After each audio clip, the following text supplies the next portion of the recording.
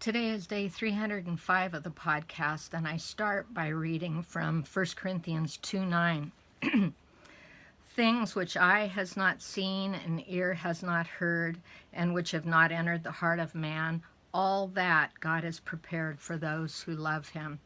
When we consider the Lord and his creation, God created in two realms, the visible and the invisible. Colossians 1 verses 15 and 16 describes this to us.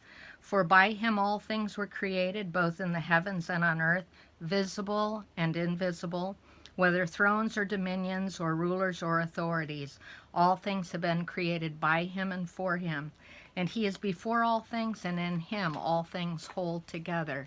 God created in two realms, visible and invisible. And in the beginning, we were designed for and given the capacity to function in both of those realms. We had a spiritual capacity to see and hear into the spiritual realm.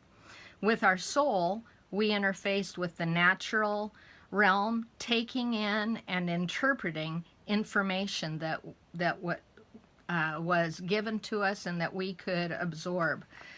But with our spirit, we were able to access heavenly places and commune with the living God. We were created to bear the image and likeness of the Father, who is spirit.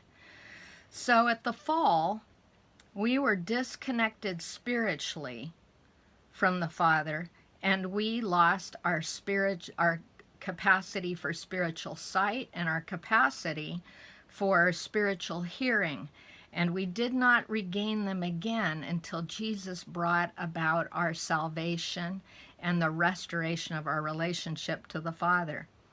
When the Holy Spirit was reintroduced to his creation at Pentecost, when he came that we might be constantly then conducting ourselves in the sphere of the Spirit.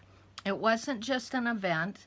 It wasn't just a giving back a name or a person, but it was to restore us to our original design and capacity. When he came to indwell us, we had the capacity then of the one we are to be, whose likeness we are to bear.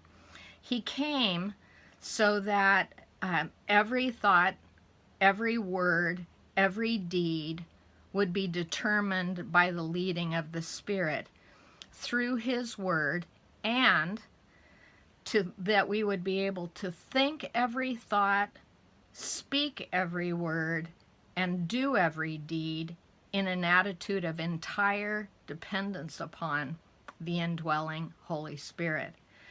That we would rely upon his energy and no longer on our strengths, that we would rely on his abilities, his knowledge, his wisdom, his authority, and his power to accomplish the Father's will on earth as it is in heaven.